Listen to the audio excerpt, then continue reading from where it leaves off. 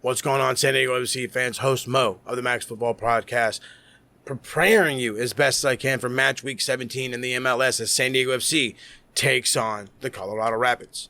We're finally past the World Cup, and a big congratulations goes out to Spain. But it's time to focus up, San Diego FC. It's time to focus in and get back in playoff contention. So I've got a lot of questions, hopefully some answers, and a whole lot of preparation. Let's waste no time. Let's get into it.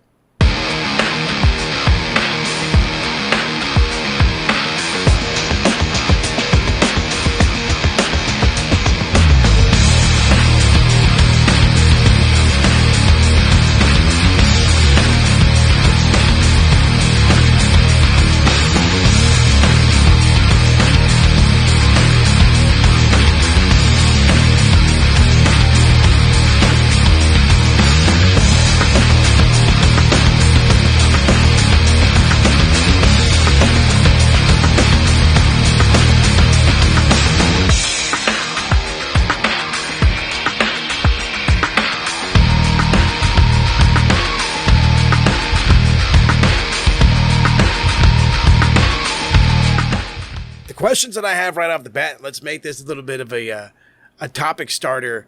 Are we changing formations with the signing of Gabriel Pirani and Ian Murphy, along with eventually Elias Achuri? It feels like maybe San Diego FC is going to be becoming a bit more of an attacking team, playing a bit more on the front foot. Now, does that mean an Ian Murphy or a Gabriel Pirani starts tomorrow? I don't know. If you ask Mikey Vares, he would say that they're fighting for starting spots. I could definitely see him Pirani that is, be better than Tverskov and probably Valakari playing in the 8 role, the advancing role as well, but we know Tverskov likes to drop further. He is back, however, and off the injury list, so we should see him tomorrow. And at this point, with the unfortunate red card suspension of Luca Bombino, maybe Ian Murphy starts as left back. Maybe they slide Manu Dua out to left back. We don't know. We'll get into a few more of those as we get forward, but let's take a look at where San Diego FC sits currently right now in the West. And they're sitting 12th with 17 points, 4 wins, 6 draws, 5 losses, 30 goals scored, 27 allowed. And if we look for Colorado on that Western Conference list, they're not far behind. They're all of 1 spot behind on 16 points, but they've got 5 wins, 1 more than us, 1 draw, and 9 losses. They do not like to draw, so they are either winning or they're losing. So that should probably be a little helpful for us. They've scored 25, but they've allowed 24. Let that be a bit of a green flag. They let in a lot of goals. We like to score a lot of goals, but then again, we've let in more than they have and are above them. Only time will tell. Let's break down the last 5, and we all know about the Vancouver loss. I don't want to bring up the Vancouver loss. Had to talk about the Vancouver loss. It's now over with.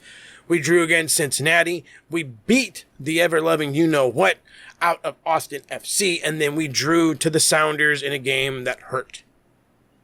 So, it's pretty obvious we need to tighten up the defense, which kind of stirs up the question of, do we have a lot of changes going into this one? So, with the changes, let's break down the injury report. And as of right now, the injury report has gone out. I talked about Luca Bombino being suspended on red card. He will miss tomorrow's game against Colorado. However, he will return for the game on the weekend, I believe, against FC Dallas. I believe the 2 are playing. If I'm wrong, I apologize. However, the other 2 names that are out, one is a bit of a head scratcher. The other one, I knew he had surgery, cleanup surgery on his foot. And honest to goodness, I had no idea when we were going to see him back again. And that person is Amal Pellegrino. He's dealt with Achilles injuries. An Achilles problem, not an injury, an Achilles problem for numerous years. He had cleanup surgery during this bit of a break. I haven't seen him practicing. I haven't seen him at the training facilities in just the videos they release. If I had more of like a media credential, I could probably get you more information. But as of right now, I haven't seen any sign of Amal Pellegrino. which is hopefully going to speed up the process of getting Elijah Alchuri to San Diego, because we now need a left winger a little bit more now than ever. And the other guy that we have missing is Pablo Ciscanega. I have no idea how he got hurt, but he's been hurt, and it is what it is. So we have a lot of people out for the Colorado side, and we should be able to take advantage on it. Zach Steffen, Jackson Travis, Ted DiPiero, and Bilo Diop. The biggest change for Colorado is going to be the fact that they're missing their starting goalkeeper. Now, we've learned in our history that backup goalkeepers in the MLS seem to do the job. Hopefully for us, their backup is not up to snuff. So, let's get into some keys to victory for San Diego FC. Yeah, let's get into some keys of victory. And my number one is going to be attack. San Diego FC, when being attacking, has scored goals, has looked a threat, and has controlled the pace, possession, and the vibe, if you will, of the entire game. As they say, when they're on, they're on. But when they're off, Vancouver.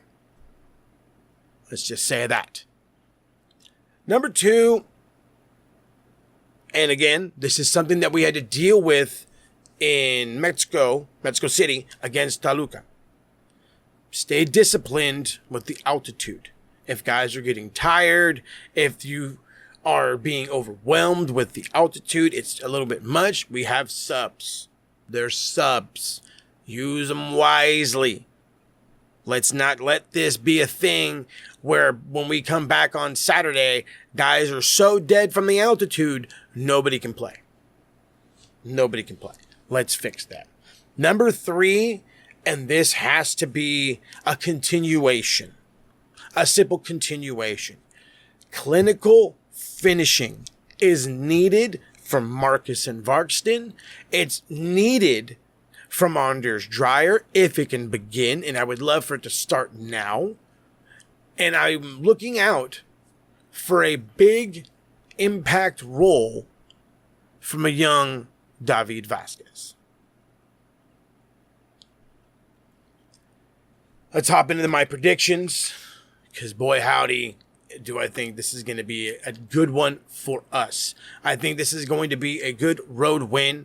It is going to be an opportunity for San Diego FC to stretch its legs, to begin shedding that skin that was the first half of this season, shedding that skin that was whatever the style of play Mikey Varas was attempting, and taking a proper step forward. Going back to the roots of the attacking team that San Diegans grew to love. It's time to get back to business. I think Mikey Varas will figure out a way to have a solidified back line, considering the the absence of Luca Bombino. But I think the play of Monadua and hopefully the savviness of McVay will be good enough for them to be as attacking forward as can be. Hopefully we can see a Pirani through the middle being more creative than Valakari has, being a better finisher than we've seen Valakari be. Hopefully we can see another goal from Marcus and Varksam and have him climb that ladder on the Golden Boot. Maybe we see something from Anders Drive that we haven't seen this season, which again is goals. Being attacking is what we do, and it's what we need to do. Here's my bold prediction. Play on the counter, play fast, play hard. 2-1 San Diego. It can 100% end a 2-2 thriller that will absolutely hurt us and make us just I don't want to say dread Saturday, but make us wish that Saturday would hurry up so we can get that bad taste out of our mouth. But it has to start with remaining attacking. Don't do what England did. Let's just say that as an example. Don't do what they did. Don't sit back on your horse and hope that you can just out-defend this. Go for the gusto. Go for the jugular. Go for the win. Be attacking. Be threatening. Be on the front foot. Be the San Diego FC that we know y'all can be. This was short, sweet. I love when they're short and sweet like this. Preview. It's going to be a rather tough game. Again, it's all about how San Diego reacts as a team. Reacts as a team.